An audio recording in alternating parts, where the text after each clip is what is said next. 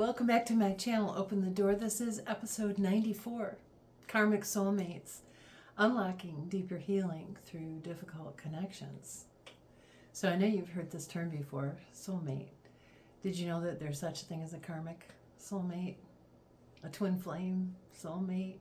Yeah, these are concepts that are subjective, and the meaning differs depending on the culture, the spiritual or personal beliefs.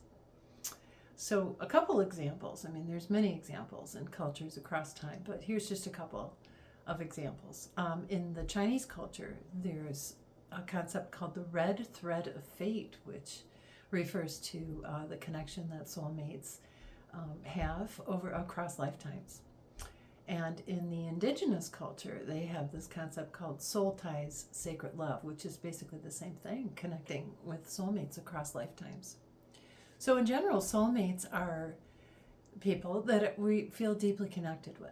We resonate deeply with them, and it could be anybody from a romantic partner to close friends or even family.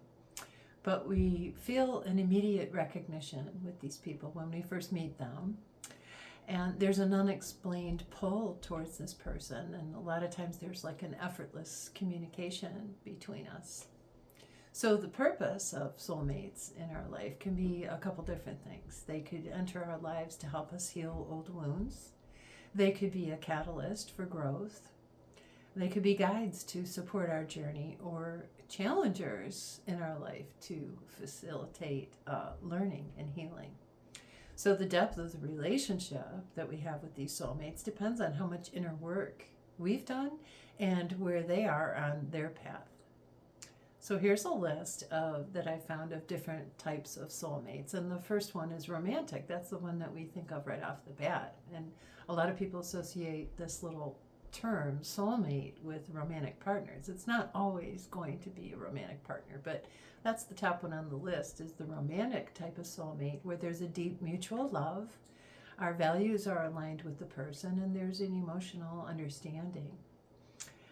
The second type of soulmate is the one I mentioned that I'll be focusing on in this episode, which is the karmic soulmate.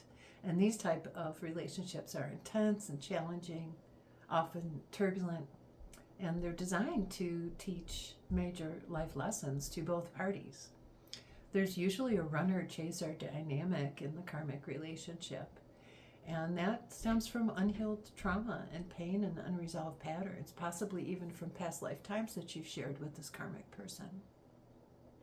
The next type of soulmate that I'm going to talk about is the platonic soulmate. So that's not a romantic relationship, but usually a friend who we feel deeply understood, and their journey resonates with ours. So we've had similar experiences in our life path.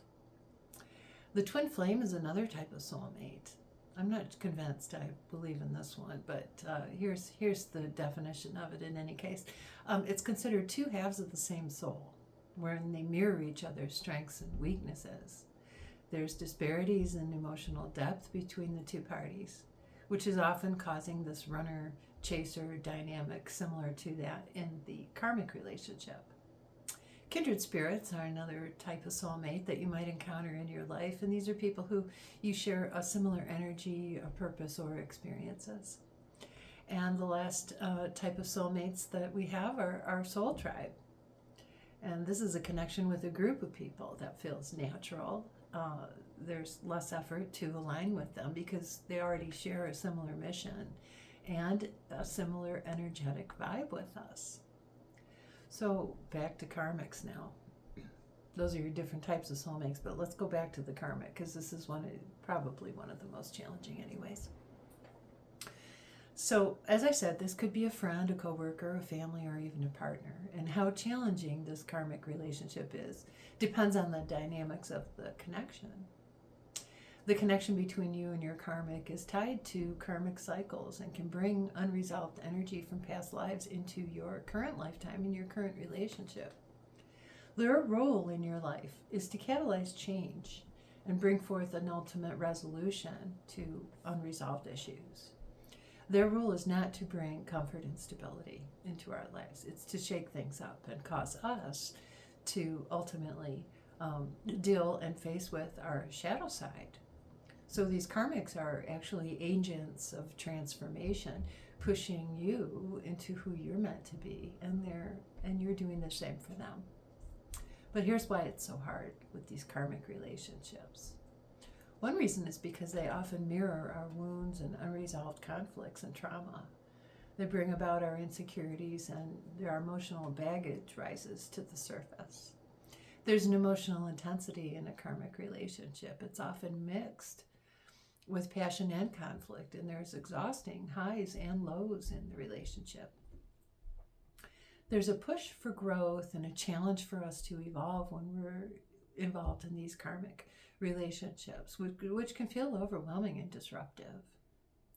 And most times, these karmic relationships are meant to be temporary.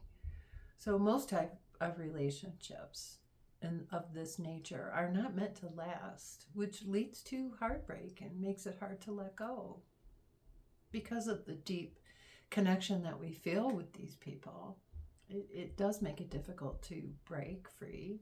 But once we realize the purpose of the relationship and we've done the work to get through the healing, whatever was brought to the surface by this person, there's a great reward in that. So here's how to deal with a karmic relationship. Work your way through it. Number one, recognize the purpose. Understand that it's meant to be a learning process and meant for resolving your past karma and to ultimately grow spiritually. Number two, set healthy boundaries to avoid becoming overwhelmed and strive for emotional balance. Reflect on the lessons that you're learning in this relationship. What is it trying to teach you? You should find within that lessons of self-worth, forgiveness, patience, and, of course, letting go. Number four, how to deal with the karmic is practice self-care because it can be draining. So prioritize yourself through meditation, journaling, or even therapy to help you achieve emotional balance.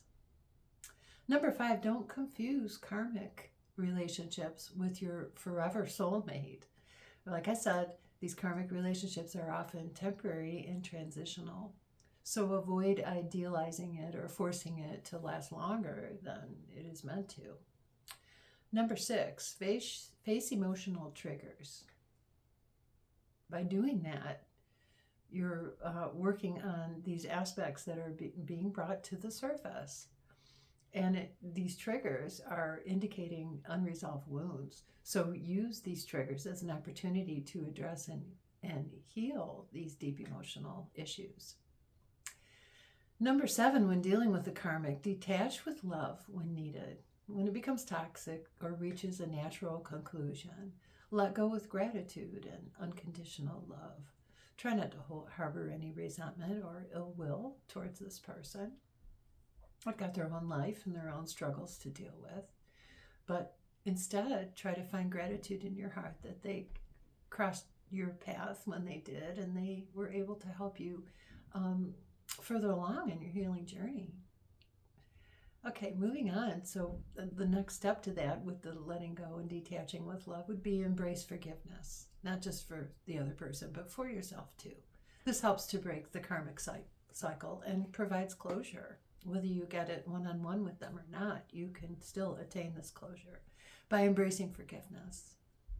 Focus on your healing and use this relationship as a stepping stone in your healing journey. Learn from the lessons, glean the wisdom, and carry that forward into your future relationships. But hopefully that will be more balanced from what you've learned in this karmic relationship. And number 10, how to deal with karmics. Trust the process. Trust that whatever is unfolding is happening for your greatest good. And even when it's challenging, it's going to bring you further along your path and you'll be able to attain, personal transformation. So our connection with soulmates can contribute to our growth in very unique and meaningful ways. Connections with karmic soulmates can bring challenges that offer profound lessons that create stepping stones to our higher self. We're all going to encounter these karmics in our lifetime. So if I'm sure you already have, but hopefully these tips and information that I gave you today will help you to deal with those relationships a little bit more. So share in the comments anything you'd like to about your karmic relationships, either in the past or one you may be dealing with right now. I'd be curious to hear your stories. So this is our episode for today. Karmics. Deep healing from difficult connections. I hope you're doing well and taking good care of yourself. I'll be back soon. Stay well. I wish you peace, love, and light. And I'll see you soon. That's it for now.